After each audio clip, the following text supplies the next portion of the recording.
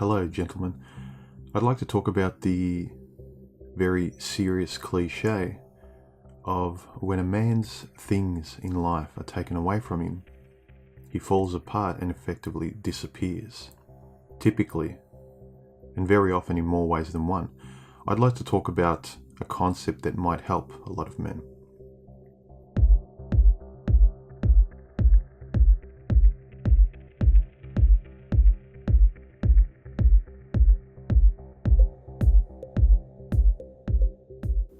Now, before I explain my theory, I would highly recommend, if you already haven't, to listen to Stardusk's, in my view, seminal work on male self-loathing, link below, where Stardusk explains the difference between men and women, where women are generally internally validated as opposed to men who are externally validated through women, through jobs, through things, etc. And when those things are taken away from a man falls apart. He doesn't know what to do because he has no internal sense of validation like a woman does.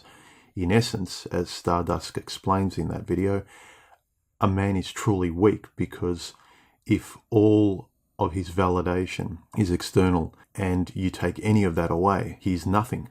He sees himself as nothing. Women see him as nothing. The world sees him as nothing. One cursory look at the amount of homeless men compared to women should make it very clear. One cursory look at the greater suicide rate of men to women by 4-1 should tell you. And from memory, I think it's 12-1 after a divorce. Again, his things, everything he worked for is taken away from him. His children, his family, if he loses his job, his career, his status, all the things he's worked for. And people will dismissively and flippantly laugh this off as boys crying over their toys. Now, this is my theory. I was actually speaking to Stardusk earlier in the week, and in a cursory manner, I noted to him that it was curious that the trend of minimalism and minimal living has been a very, very popular trend in the last few years. Yes, sure, it's a reaction to rampant consumerism, people trying to find meaning in relation to social media and feeling isolated. I get that. But I've found a very, very curious thing where a lot of men especially have embraced minimalism to a large degree. One casual look at the most popular YouTube channels regarding minimalism, minimal living, and the high quality and thinking of some of these individuals shows that they're predominantly men, especially the ones talking about the philosophy and the meaning behind it all. And I started to think about these two things the last few days, and one thing connected to me: the value and clarity of minimalism. And then I thought about Stardusk's classic video of male self-loathing and how he describes that the way to defeat it, and not combat it, the way to defeat male mother need and a man's validation through all external things, women, jobs, everything other than himself, the way to defeat that is return to the empty vessel, the nothingness of him, and learn to appreciate that and sit still with it.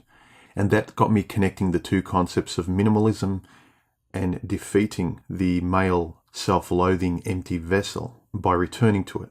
And then a helpful theory struck me about the appeal of minimalism, particularly to men, and how it could be helpful and how it is being helpful as a path to valuing that empty vessel. You know, men who can't see themselves past the emptiness of what's inside them because they've lost all the external validation. I started to think that the men who were unable previously to embrace anything internally within themselves and could only relate to the world externally as physical validation, like things that they can touch. So they aren't internally validated. They aren't philosophically, introspectively, and intellectually validated. These men, I thought, might be helped. In essence, a bridge could be formed from the external to the internal by adopting a minimalist lifestyle. And this is why I think this theory might help men.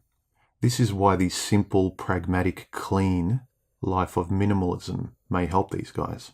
You know, to appreciate the less of things, to love the simplicity of next to nothing. This, I thought, was a helpful thing for men who return to that empty vessel and cannot internally value anything within themselves. And in valuing this next to nothing, the simplicity of minimalism, the clarity and pragmatism of minimalism, when one reveals the empty vessel, my theory is that it may in fact help them appreciate themselves as a concept. That empty vessel that they once loathed. Now, I've spoken about this before. There's the internally validated person and the externally validated person. And the externally validated person cannot self-actualize, cannot find internal validation, cannot find internal worth and meaning. If they've been used to external validation all their lives, through things, through women, being pat on the head by anything and everyone other than the self-respect and self-esteem they feel inside, then I think practically and physically living in a minimalist lifestyle and adopting those principles may, I would suggest, help them appreciate the minimalist aspects within themselves as well. It's a theory. I'm guessing it would be helpful for those men who aren't as intellectually or philosophically curious, that don't derive much meaning internally, that aren't as introspective, that have derived all their strength and worth from the external. But as Stardusk said, and any of that can be taken away by others at a moment's notice.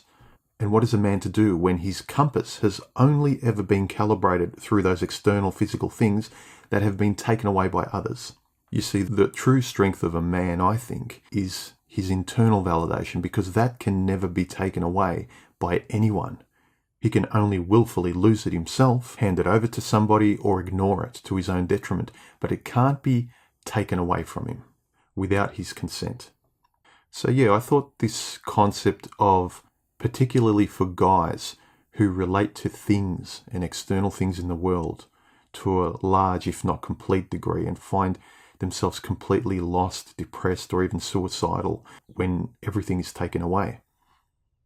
Minimalism may in fact be a path to appreciate the way that man thinks of himself as a worthless, empty vessel now.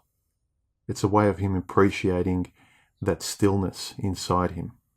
I'm suggesting as a pathway to appreciate the simple space within minimalism, in order to appreciate the simple space in you that you previously loathed, to see that there's a clarity in that, almost a perfection, or dare I say, a beauty in that. It's a way of changing the way you look at emptiness, the way designers actually appreciate negative space. So I guess what I'm saying is that through appreciating minimalism, you may in fact appreciate what's inside of you. Anyway, it was a theory I came up with recently that I think holds some water and might be of value to some of you guys. I hope it helped anyway. Find your own path, gentlemen, and go your own way. Later. Almost forgot. A great book for any of you guys interested in minimalism is this book by Fumio Sasaki, Goodbye Things on Minimalist Living. In this book, which is a beautiful collection of essays, he explores philosophy through cultural history, minimalism from Zen, Buddhism, all the way to Steve Jobs. And he offers a lot of philosophical insights and concepts to think about. I like this book compared to this popular book by Marie Kondo, which is really written for women. It's about tidying up. Yeah, there's a minimalist aspect to it, but I found this book too instructive, if you know what I mean. The first page to the last is a sequential, methodical, do exactly this process of decluttering your home. It didn't really resonate with me, though it really does have a lot of practical things in it for people with absolutely no self-control, no ability to defer gratification. So it's like I said, it's more of a cleaning up book than a book to actually open up the mind and teach you how to think in terms of minimalism and the philosophy behind it. That's why I like Fumio Sasaki's book. It's written for a man much more than Marie Kondo's book is. I mean, duh. Anyway, those are a few suggestions. See you guys. If you appreciate my content and want to say thanks, you can donate via the links below. A massive thank you to the recent donations of people on screen now. You guys are the absolute best. Thank you. I really do appreciate it. Also, you can check out my royalty-free music, link below, if you need some background music in your videos. I plan to add to this archive as I continue to make content. And finally, like, comment, subscribe, and hit the bell icon to be notified of my next video. If you're still not notified of my videos, I've outlined some steps in the low bar. Thanks, guys.